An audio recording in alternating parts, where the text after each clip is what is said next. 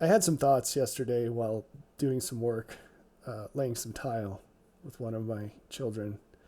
And before we get to that, I just want to share a little extra icing on the cake. Sometimes it's good to take a bite of the cake first. Sometimes it's good to eat the icing first. Um, I don't really like cake. Anyway, so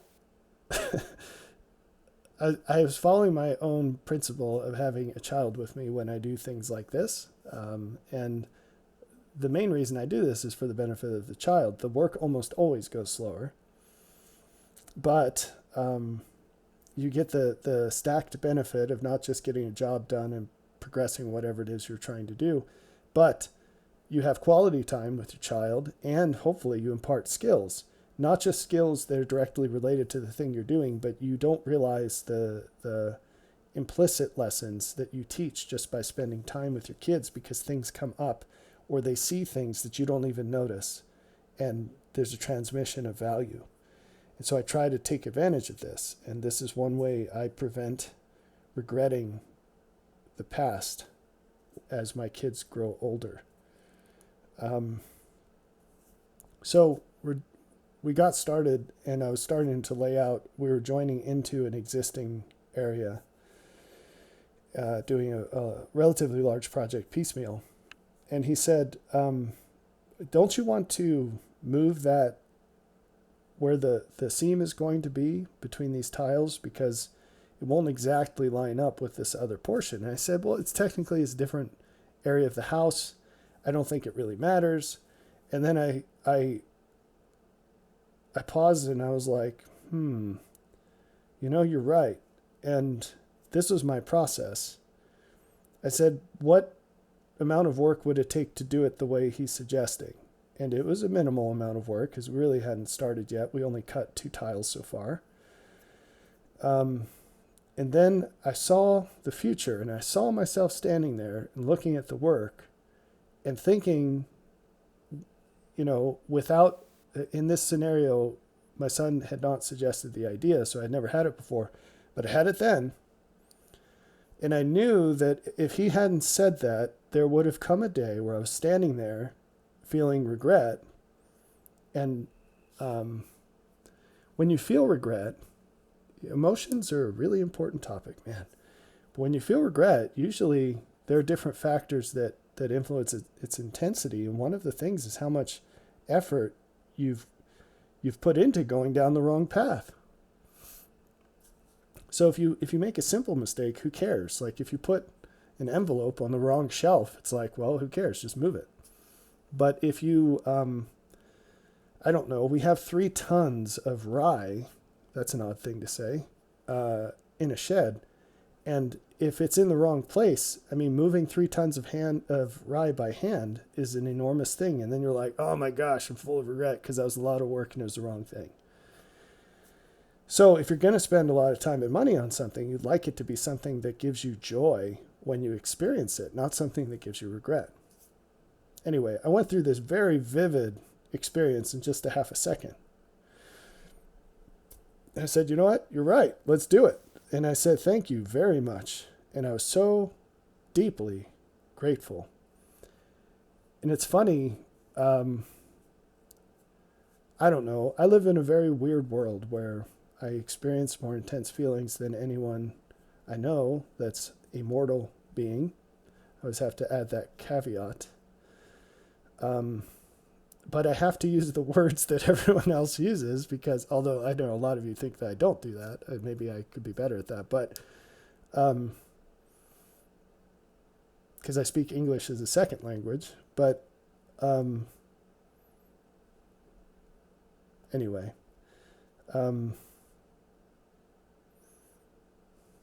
Yeah, so there's this deep experience all the time, but I have to squeeze it into the normal framework, at least, if not the normal words and situations, the normal framework, at least. It's got to be tied into what people know. So all I could say was thank you. But I had this deep experience of, and this is the funny thing, is that, I've done a few tile projects. I'm decently good at it. I mean, I've done some harder things too. And yet this kid who's never done it before made a suggestion, and my immediate assumption was assume it's right and prove it otherwise. And from a beginner's perspective, just clobber whatever you were thinking before and then reassemble the whole idea in an unbiased way, in an impartial way. And I did, and he was right.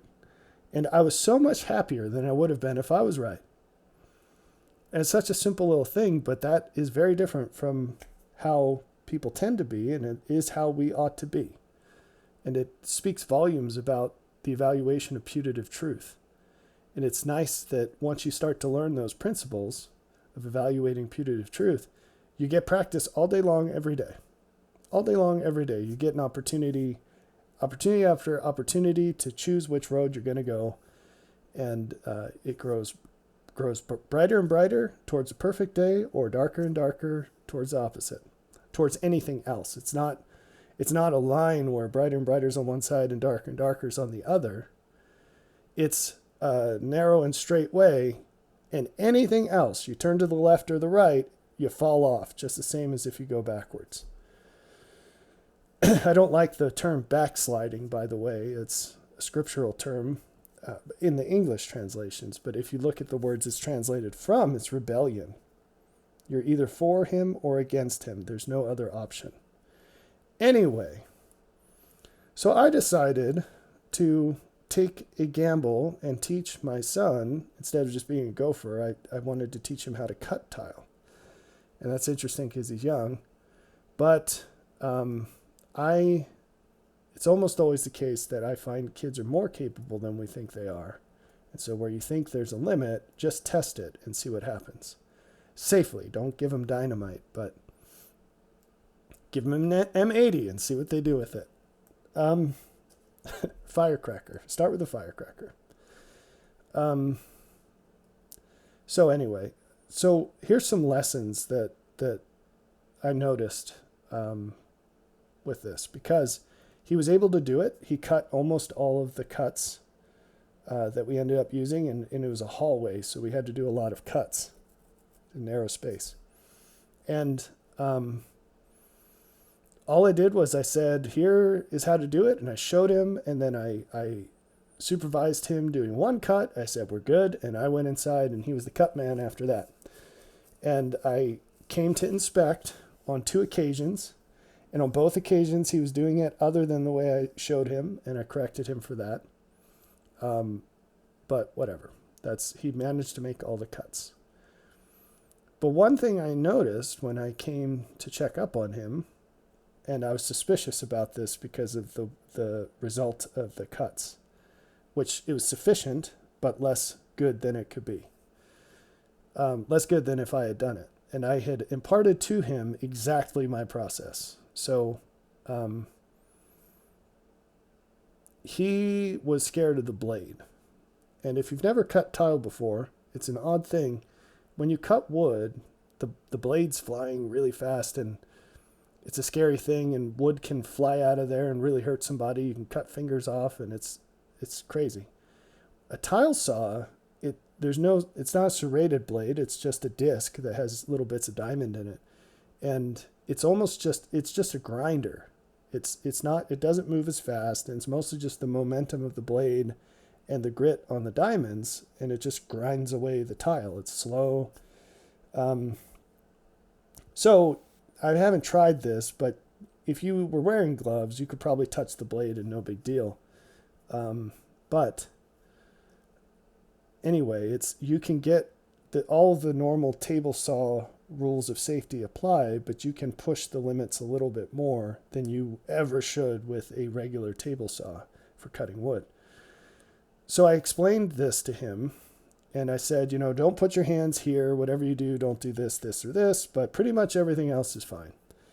And when I came out, his hands were like way far away from the blade, and you really have to push on that thing and keep them kind of close. And so sure enough, the thing was chipping at the end, and there'd be a little nub. And so I told him, put your hands where I showed you, but he was scared.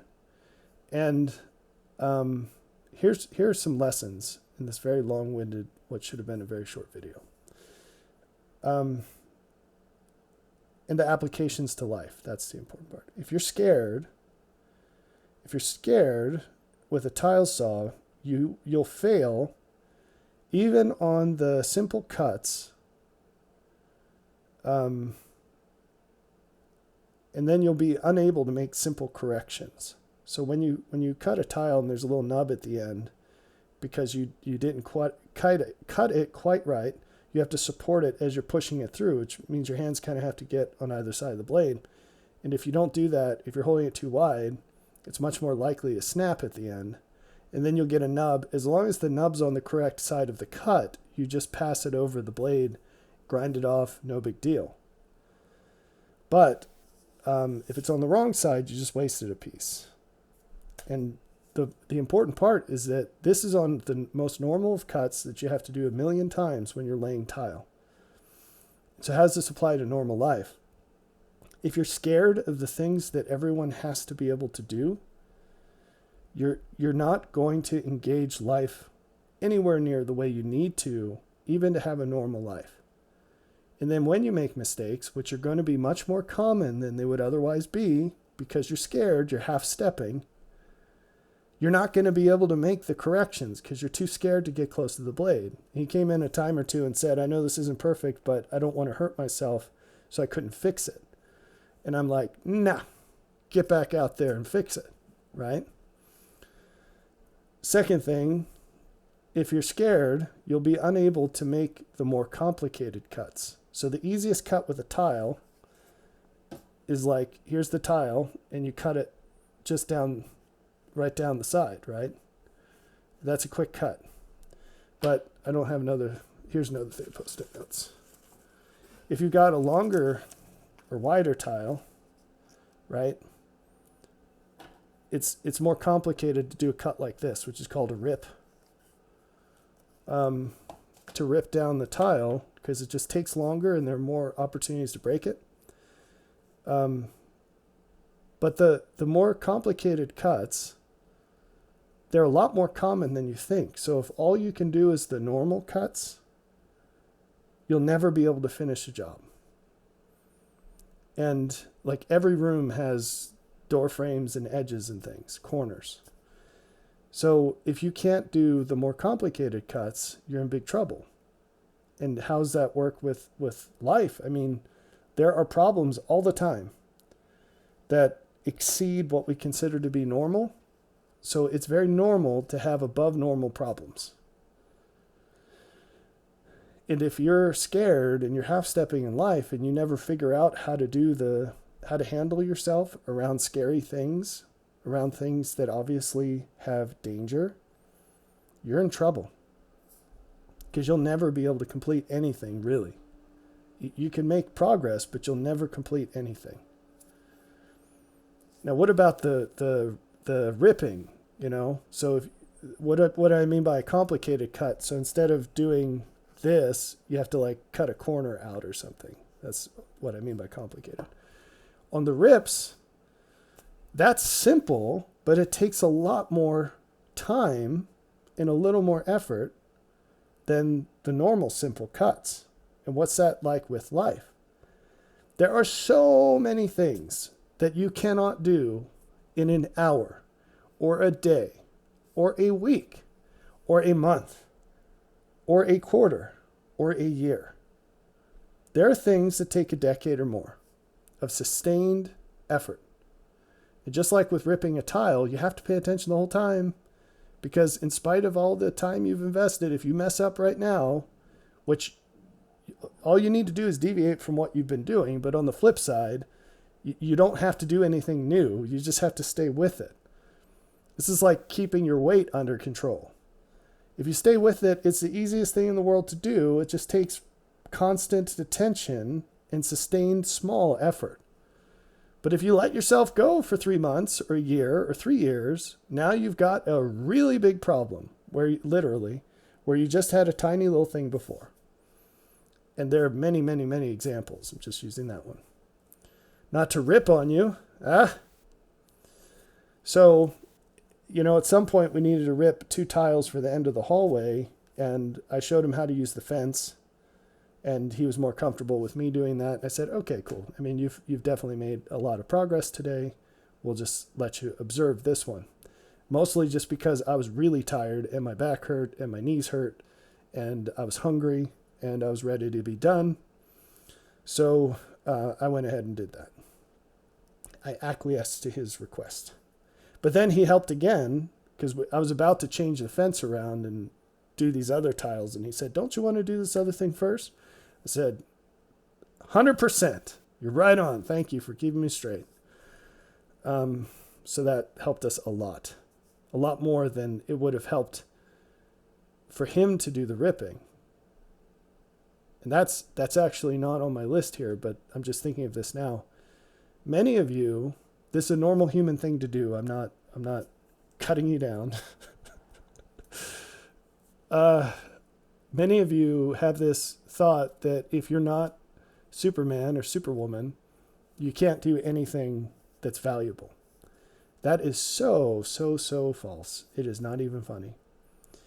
One of the casualties, it's weird. Like we have this thought that everyone's the same. Of course, that's not true.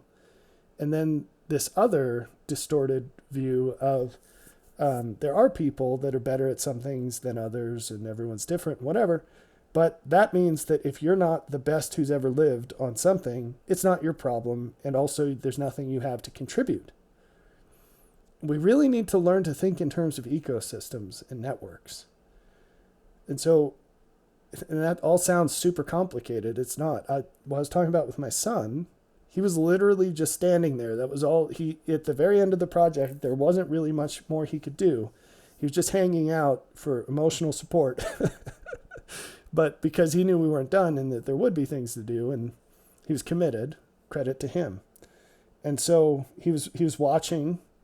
And it wasn't his job to be in charge of the project at all. It wasn't his job. It wouldn't have been his fault if something went wrong. It would have been mine.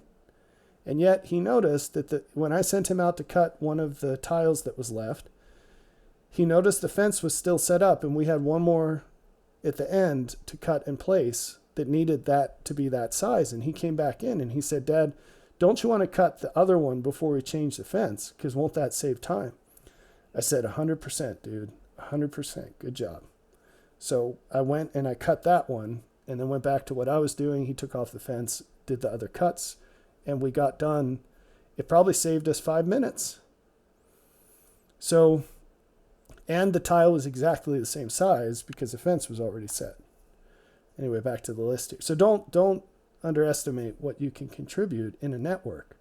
You don't have to be, Paul talks about heads and feet and different parts of the body, and we're all part of the same body. Whatever the thing is, it doesn't matter if we're talking about making ice cream or whatever, or the biggest things in the world, the kingdom of God itself. You don't have to be the head to have a very important impact. It all matters. It all matters. So there's that. Then finally, there are what I would call complex cuts. And that's when you have something jutting out into a tile and you have to cut a U shape or like a really long, narrow shape or something, like something intricate that you have to cut. And maybe you can't cut it by sliding. There's probably a better way of doing this because I'm not a professional. But I figured out that you can cut those U shapes. It's typically what you do with the U shape. If this is the shape you're cutting out of a larger tile, you can cut in here and then just run the saw up on here 1 billion times and cut this out. But I noticed that once you've cut here and here, if you turn this thing up like this on the saw, you can see where the blade is through the cracks. And so if you just hold the tile over the saw and push down, the blade will pop up right here, and then you just keep pushing down and it cuts more and more away. And it looks like a magic trick, but it works. So that's a complex cut. And I didn't ask my son to do any of those. We had to do at least 2 of those for this project. It might have been more. And if you're scared of the blade, you'll absolutely never do those. Right? So there's a difference between safety and fear. Safety is just a rational consideration of how to mitigate the danger. But danger and opportunity, they always co-occur. They're opposite sides of a pendulum, the same pendulum, and that pendulum is called risk. Risk is a word that we, like many, that we reduce the definition down to one of its many senses. And so when you hear risk, you think danger. They're not synonyms. And few people know this. In risk is both opportunity and danger. And if you don't think this is relevant to the gospel, I don't know what planet you're on. It's all about improvement, right? Which is opportunity. But it cannot occur without danger. And so this is a long, rambly video, but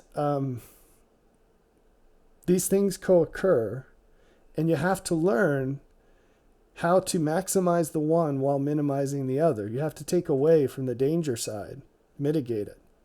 And that's how you get the greatest improvement. So if you're scared of the blade, you can't cut the two apart. And so much of the gospel is about cutting, about separating things that were thought to be the same before. I could talk for hours about that. I have so much about it to say. It's so important. You know, you think that good things come from above. Actually, that's a point in and of itself. Most people think good things are here below. But it turns out good always comes from above. So let's say that you've adopted that. Great. You're moving ahead of the crowd. But you think what it is God just keeps giving you good things. Here's another basket of good things, like one of those vegetable boxes that people have on a subscription. And you get it and you're like, wow. But in reality, it's actually more like that vegetable box in one way and less like it in another, because no one eats those vegetable boxes. They want like one thing out of the whole box and they throw the rest away. Well, when the good comes from above, you never throw away what's in the box because it's always better than anything else that you already have. But what you do need to do is you need to go into your pantry and see what can't coexist with that good stuff and throw that away. That's one form of this cutting away that I have and will talk about very much. Anyway, so you can't be afraid of the blade. I've said many times how the presence of the Lord can be a terrible thing or a glorious thing. The sword of truth is double-edged. No matter where you point that thing, one of the blades is pointing towards you. And it has to be that way. If you want more good, you're going to get more bad. And so part of the gospel, it's not just getting more good. It's becoming better at dealing with the bad. They have to go together. So, that's your reward for hanging with me, for those of you who are like, man, he's off his rocker just rambling on this one. So thanks for hanging in there. All right, let's finish this idea with the complex cuts. So every project is going to have one or two of these. So there's simple cuts galore. There's complicated cuts more than you'd think. There's a couple of cuts where you have to rip it down and it just takes a long slog of sitting there for like what seems like hours, just sitting there getting pecked in the face with these flecks of ceramic as they fly off the blade. And then there are complex cuts, and there's going to be one or two per job. You cannot overcome all things unless you can make complex cuts.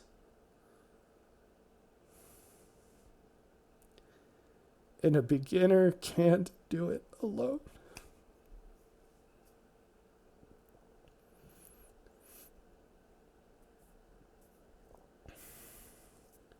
Only Jesus can show you the way.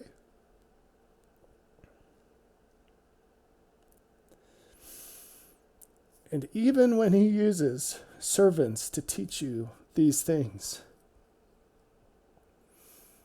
it is so obviously purely from him. He is the only one who learned these things. The rest of us, we just hear it from someone else, including from him. But I'm saying he's the one that figured it out. He's the one that solved the puzzle. We're just teaching other people how to do it.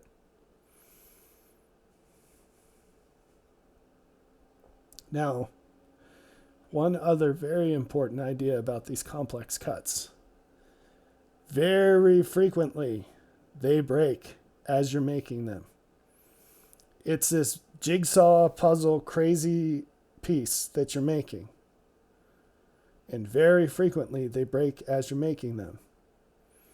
Now, they take way longer to do than many, many, many other tiles. And they break. So it's exponential. Fancy that.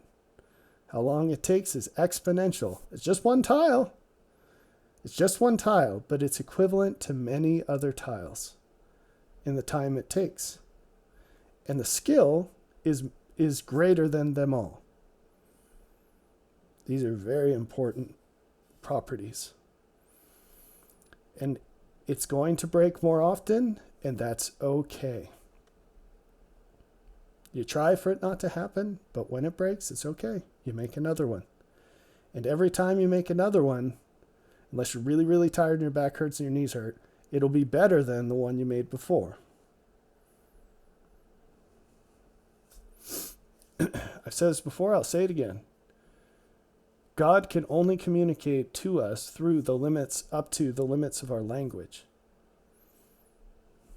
Part of the tremendous blessings that he has given us is that this creation is full of vocabulary. It far exceeds what can fit into words.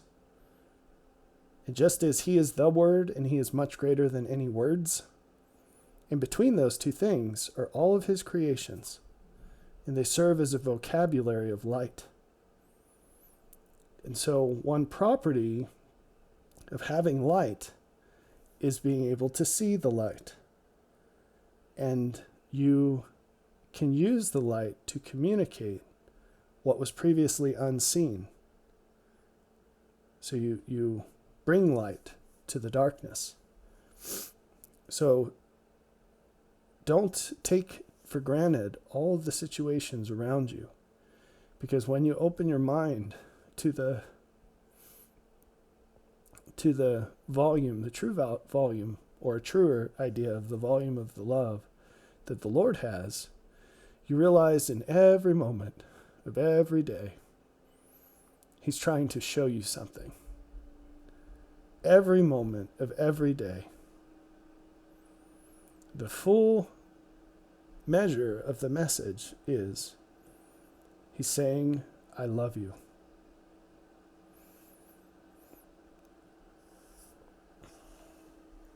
But you can't understand that until he explains a million other things.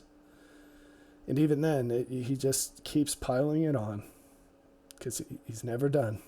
You'll never get there. So one of those things is understanding how things are related. Another one is understanding what they're worth. Another is to understand more accurately how people are. And on and on and on. And he can use everything around you to teach you about this. So, I hope some of these have been valuable things to think about, but more than that, I hope that this encourages you to be more aware of what he might be able to teach you through your normal experiences if you just open your mind and your eyes a little and your heart a little more.